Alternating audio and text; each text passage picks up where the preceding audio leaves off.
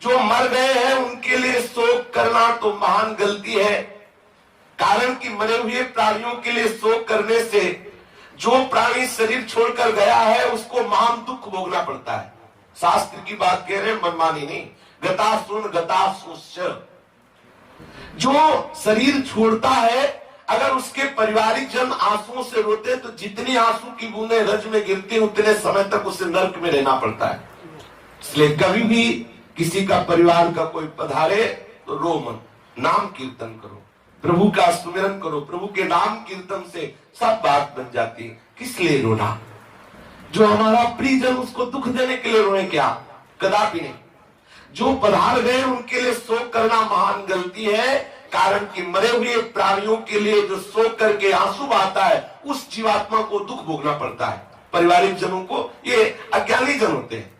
कुछ लोग तो मतलब ऐसे होते हैं कि उनको रोना ही रोना है।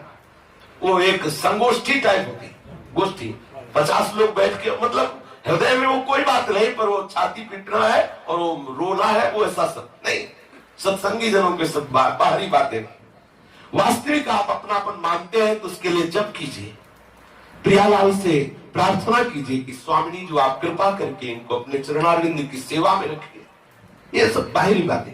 सत्संगी जनों, खास जो भगवत प्रेम मार्ग में चलना चाहते हैं, चाहे वो विरक्त वेशधारी हो या गृहस्थ वेशधारी, प्राणियों को उसको दुख भोगना पड़ता है। जिसका शरीर छूटता है पारिवारिक जन बैठ करके शोक सभा मनाते हैं, रोते हैं। नहीं, कीर्तन करना चाहिए, गीता भी सुनानी चाहिए, भागवत का अनुष्ठान करना चाहिए, नृत्य गान आदि महा महोत्सव। ये महोत्सव है, शरीर छोड़ना ये महोत्सव है।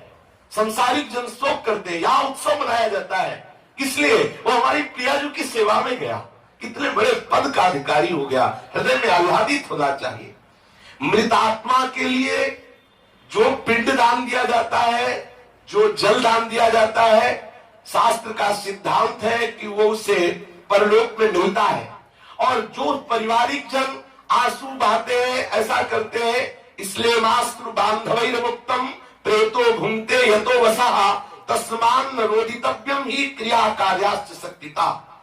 मृतात्मा को अपने बंधुओं के द्वारा जो रोना, कफ आदि, ये आंसू और ये सब, तो ये सब उसको खाने को मिलता है।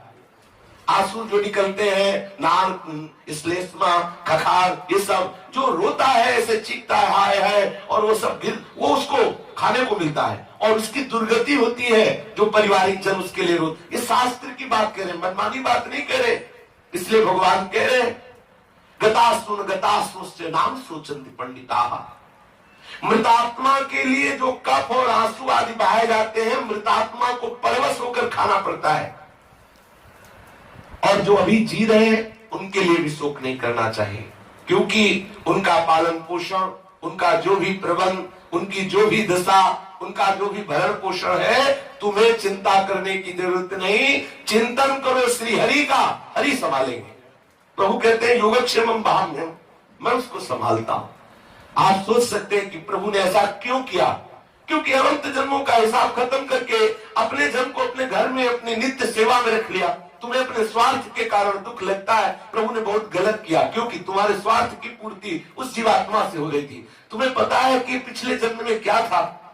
30 वर्ष 20 वर्ष का संबंध हुआ तो तुमने अपना मान लिया, और अनंत काल से जो प्रभु का अंश है वो अंशी के समीप गया तो तुम्हें बुरा लग रहा है। वो अपने प्रीतम के समीप गया, न जाने कब से बिछड़ा हुआ, तुमने तो बीच में उसे अपना प्रीतम मान लिया। तुमने तो बीच में मान लिया, वो तो सदैव अपने प्रीतम का था, भूल से ऐसा हुआ, अब वो अपने प्रीतम के पास गया है। गलती हमारी जो शोक कर रहे हैं, क्योंकि हमने बीच में मान लिया कि मेरा है।